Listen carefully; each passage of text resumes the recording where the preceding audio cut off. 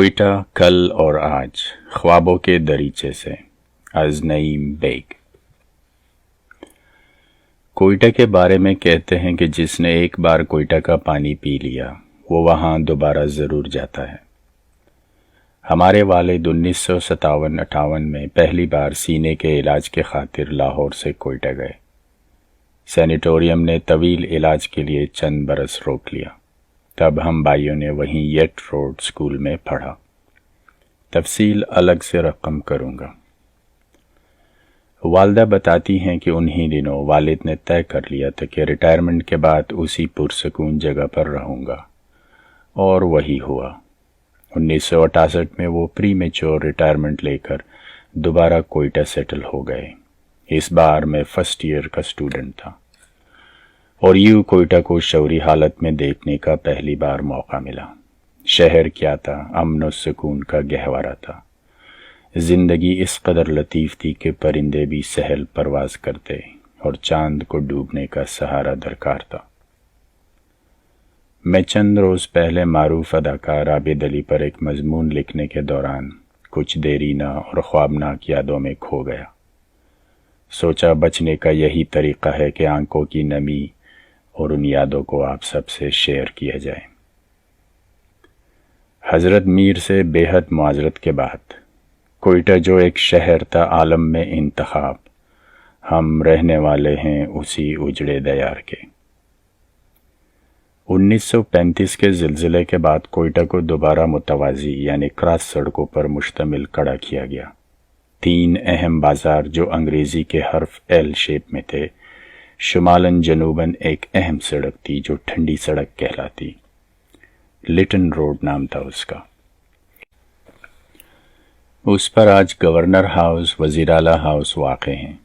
اس کے متوازی ایک بازار تھا جسے جنا روڈ کہا جاتا ہے۔ اس پر انگریزوں کے زمانے سے ہی بڑی بڑی دکانیں ہوا کرتی تھیں جو سڑک سے 2-3 فٹ اونچی ہوا کرتی۔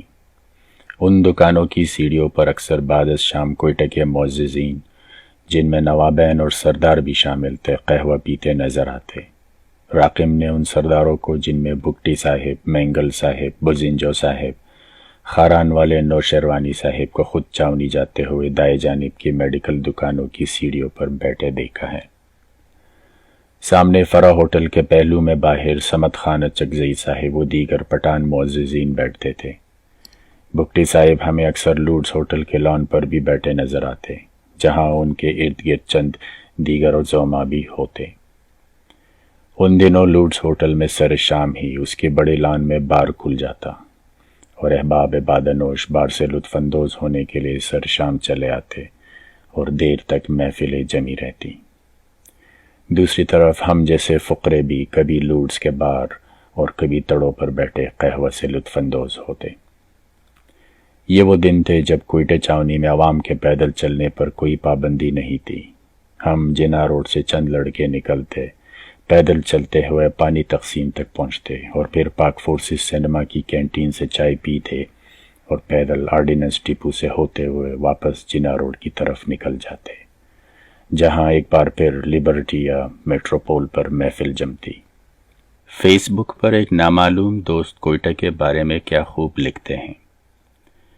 آرڈیننس ڈپو کا صبح شام بجنے والا سائرن، 601 کلی کیمپ، پانی تقسیم، میر قلم کا کھوکھا، پاک فورسز کی canteen, Hazara hotel, staff college, توپو والا باغ، رابرٹ مارکیٹ، چلتن مارکیٹ، شارع گلستان، بجلی روڈ، چلتن بابا، مکڑی گراؤنڈ، گورا قبرستان، 9 گزا بابا، سپن کاریز اور ولی تنگی۔ یہ تمام وہ جگہیں ہیں جو کوئٹہ کینٹ میں واقع تھی یا کینٹ سے ان کا تعلق تھا۔ انہی جگہوں پر ہمارا وقت گزرا۔ کبھی اسکول سے بھاگتے تو چاونی کا رخ کرتے کہ کوئی ہمیں پکڑ نہ سکے۔ ہماری ساری تفریح گاہیں، ساری یادیں کوئٹہ چاونی سے وابستہ ہیں۔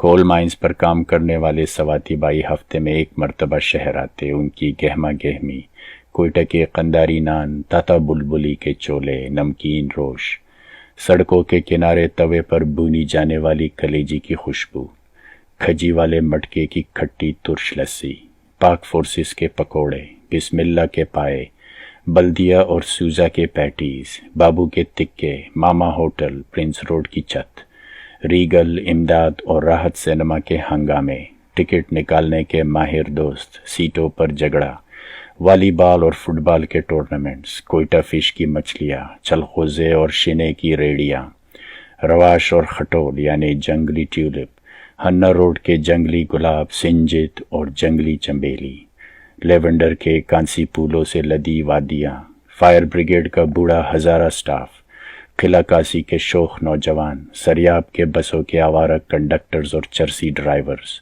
شالدرہ اور ہدہ سے والدین کا بچوں کو ڈرانا، ہر سال آنے والے یورپین سیاح اور ان کے کارواں، 7 ٹائپ مکانوں کی ٹین کی چھتوں سے لٹکتی برف کی قلفیاں، ششٹخا چاقو کھول کر ڈرانے والے ہزارہ بدماش، کوئٹہ کی معصوم بوہرا برادری، قنداری نان بائی، اردو بولنے والے بابو، بڑے لانگ کوٹ اور قراقلی پہننے والے وزادار پٹھان، شرمیلے بلوچ، ذہین پنجابی، سخت گیر سرائی کی اساتذہ، معصوم مری، اطراتے براہوی، خاموش کشمیری، کھٹ کھٹ دیکھنے والے اچکزئی، مسجد کی روٹی مانگتے طالب، غرض سبھی اس شہر کا حسن تھے، ایک ایسا حسن جس کی اب یاد ہی باقی رہ گئی ہے، جو ایک خواب بن کے رہ گئی ہے۔